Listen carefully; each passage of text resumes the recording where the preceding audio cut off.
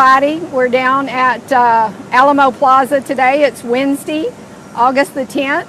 And today we're going to do something just a little bit different for the briefing. I know for the last several days y'all have heard a lot about the excavations that are occurring at the south wall. So I thought it might be helpful and beneficial if maybe we would have a little bit of visual effects for you to see today of what some gates might have looked like that went to the Alamo. And I'm going to briefly cover just a little bit of the history of the south wall. And that research comes from some work that was done back in the 1980s when we found a massive porton, or a double leaf gate, out on the Medina River that meets the requirements of the size of the gate that was at the south wall. And the family's oral history said that the gate had come from one of the missions. So today I'm going to show you some images of that, and then we're going to talk a little bit about the history, because I know we keep telling you that we're going slow, we're trying to figure out what we have, and so I think the archival record is helpful in that. So I'm going to use some notes, so I hope you don't mind today, because I actually want to tell you some quotes about what was said about the South Gate. The research comes from the Herrera Gate report that was done back in the 80s. And we know, we've said to the public and to y'all many times that the compound was not enclosed until about 1760. So we know that there were just individual houses, rooms, buildings prior to being enclosed. And then sometime around 1760 it was enclosed. So there's a little bit of conflicting information, but let me share with you just a little bit. In 1762, Father Dolores, who was one of the missionaries, wrote this about the south wall. The plaza is walled, and above the gate is a fortified tower with its portholes, 3 pieces of cannon, some 5 in with the corresponding ammunition for defense. So this is 1762. Father Morphy also wrote in 1778 basically the same sort of information pertaining to either the South Gate or to the entrance into the convento area. But most historians and archaeologists believe that the description by Father Dolores in 1762 applies to the south wall. The Menchaca map of 1764, of course, shows some of the compound enclosed. And Urrutia's map also shows some enclosure, but not a full enclosure. Now, the next really good reference that we have is 1787 by Father Jose Lopez. And what Father Jose wrote was, the mission was enclosed by a stone and mud, adobe was the term used, wall. The next reference we have is 1793, which, as all of you know, was around the time of secularization. And during that period, this is what was written about the complex and the compound, in particular the south wall, during the secularization. In the south wall is the principal entrance or gate into the plaza. And it is 5 varas, which would be 13.89 feet long, with a 4 vara, 11.11 feet height. The height of the walls and the south wall was 3 varas, or 8.3 feet high. So we have really good measurements from the time of secularization. Now, the increase of height over walls was a very common, and over gates was a very common colonial practice in Spanish colonial compounds. So we don't find that at all unique. That is what we would expect to find. Now, in 1802, the cavalry company, the Compania Volante, as we know, came into San Antonio, and they arrived. And there's a very interesting document from August the 6th of 1803, and it was done by Vicente Amador, who was the alcalde of the mission at that point in time.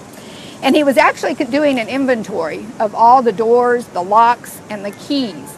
And number 16 on his inventory most likely pertains to the south wall gate. And it was pretty interesting because he literally calls it out in the inventory as the gate that goes to the campground or the field. Now, at that point in time, there was a mention of adjacent rooms to that gate and entrance. So we know by that time that probably some rooms had been constructed to the east and to the west of the gate. Now, interestingly enough, Labastida, who we know drew a really good map of the compound in 1836, shows a single room west of the south gate, and it was present by 1806, and it was called the guardhouse. So where we're excavating, right to the west of our excavation units, was the building at that point in time known as the guardhouse. Also, those rooms correspond to maps that were done by Sanchez Navarro. Now, in 1808 and 1809, this is a lot of information, but it'll give you a lot of background, is the buildings that were there were actually purchased by Captain Amagual of the Compañía Volante from a Benito Aton. And it included a rock house with a living room, a porch on the side of the plaza, a room with a second porch, and a thatched roof. He even specifies mesquite walls. Isn't that interesting? Mesquite walls and cedar beams. Another room and two other rooms. One serves as a, and I'm quoting from this, as a privy. One is a storeroom, one a kitchen, and one a corral gate. So this was around 1809. At that point in time, Charles Ramsdale, who was an early historian, actually wrote that the Compañía Volante actually put in a gate. So is that a repair of the existing gate? Is it a new gate? Did they modify it? Did they enlarge it? Did they make it smaller? So what was going on at the gate? We don't really know the answer to that yet. Hopefully the archaeology will help prove that up. Now in 1810, Juan Espargo, who was from Agua Verde, which is now in current northern Mexico, and Dionisio Liendo of La Bahia were hired to come up and construct new barracks. And those may have been at the south wall. That may be when the additional rooms were constructed at the south wall. Now, as many of you know, in 1813, there was a tremendous battle that was fought south of San Antonio. And it was by General Joaquin Arredondo.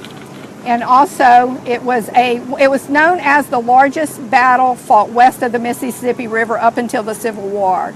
It was a tremendous time of sorrow and trouble in San Antonio. Many of the male population at that point in time had been killed. Many of them had fled to New Orleans and other safe places away.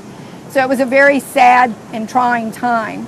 But we know during that period that the archival record tells us that the walls fell into ruin in 1813. In 1814, Mariano Varela quartered his troops here at the Alamo. And he tells us from the archival record again that the buildings were ruins with unsafe walls and missing roofs. Pretty interesting, even that time period. Now, Sanchez Navarro's map, he has two different maps. This is from the Plano del Fuerte, that there was one room west of the gateway, one room east of the gateway, and there were two rooms in the northern L-shaped extension that were used as a kitchen and a hospital at that point in time.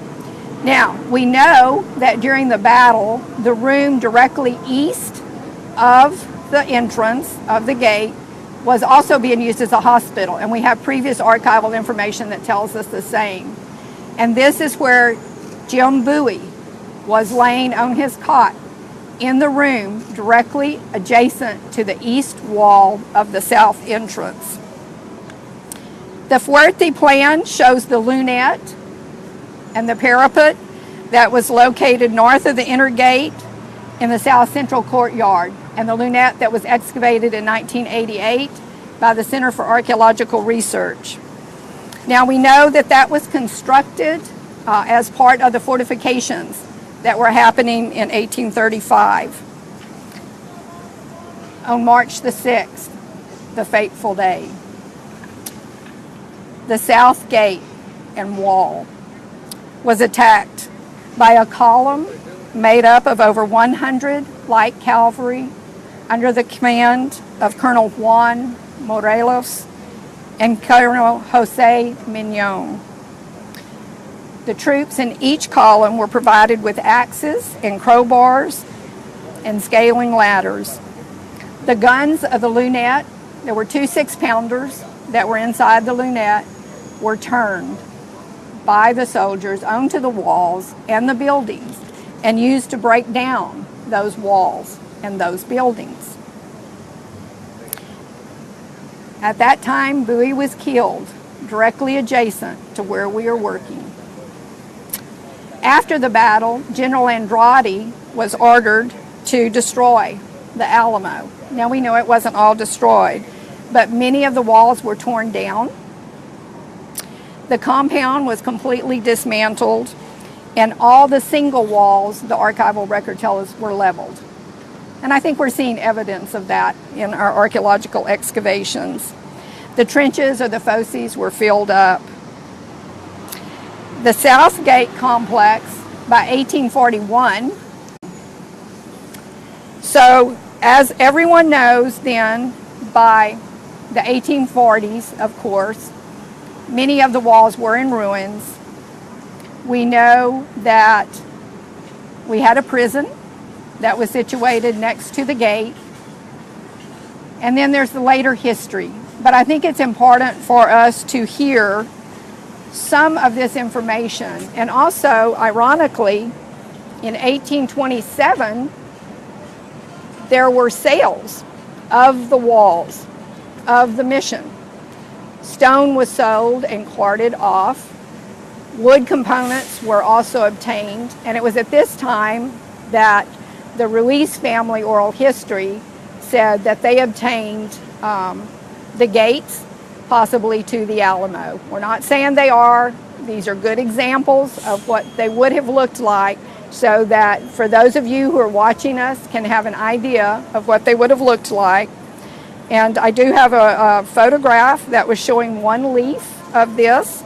So if you're having trouble visualizing what we're talking about, because I know we're not using a lot of illustrations here, but this is much what the gate would have looked like. This is one leaf, only one half of the gate.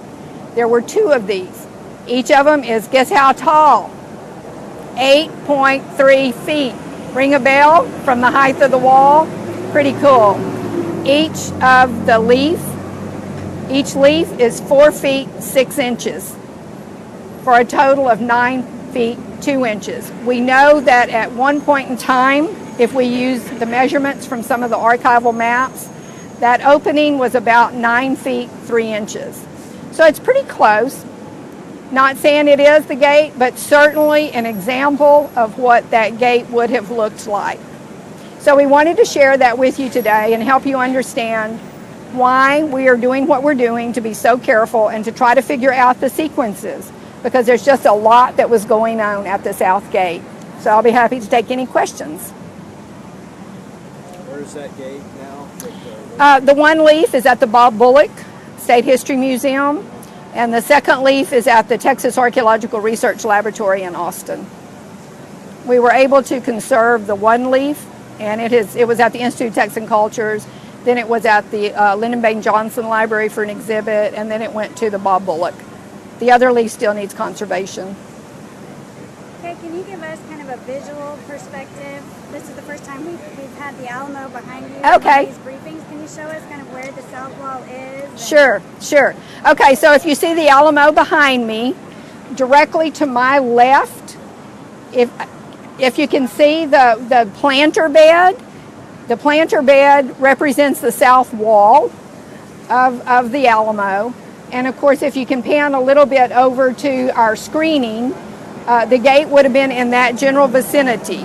As Christy has told you over the last couple of days, there's a little bit of, some of the maps that we have are a little bit different in where the location of the gate is, but now keep in mind that there was probably the main gate and possibly it was modified through time a little bit. So, yeah. Any other questions? Can you talk about the architectural feature, possible feature that you may have found, and how that relates in the context of all of this that you've been talking about today? Yeah, right now we're still trying to figure it all out, to be honest. It's a very complicated sequence and picture down in the units. And so Dr. Steve Tomka is here today, and I know he's working on some archival documentation along with some of the field work that's done. There appear to be, as Christy said yesterday, there are some stones. The question is, are they in place? We don't yet know exactly how that relates. There seem to be some later intrusions into those possible original. So I think after Friday, I think we'll have a lot better handle on that, in all honesty. And they're continuing some excavations there to try to get a little bit better idea about what's going on. Have you unearthed a larger portion of that feature since you first reported it? They did, yeah, they opened another unit up, which they are finding is probably fairly sterile. So I believe they're going to back off of that unit and come back over to the unit that's adjacent to it, back to the east a little bit, and try to excavate that down a little bit more. So how big is the feature that you found? Well, let's see. They've got 8 units open. There are portions of features in all of those 8 units. So, well, 7 units. There are portions of the feature in 7 units, but they are different features. So how they relate is the big question. How are those relating 100%? So, and I think it has to do with this whole sequence of building, deconstruction, demolition, building, and you know, coming back. I think that's what we're seeing evidence of, possibly. It makes it difficult, makes it a really hard job to try to figure out. What do you see, this information, how do you see it being used? Will there be a static display here, or will this be written as a report and recommendation for future excavations? Well, as part of the permit that we hold, there will have to be a report done, and that will include a lot of the analysis, the archival, the artifactual, and the architectural, and then that will become a part of, be used by the master plan. And so however that is used, you know, we're simply technical experts, but it will be used somehow, I'm sure, in further recommendations for the master plan. Anything else? Okay, thank y'all very much. I know I gave you a lot of information in a really short time, but hopefully that sort of helped illuminate a little bit about what was going on at the south wall. Thank you.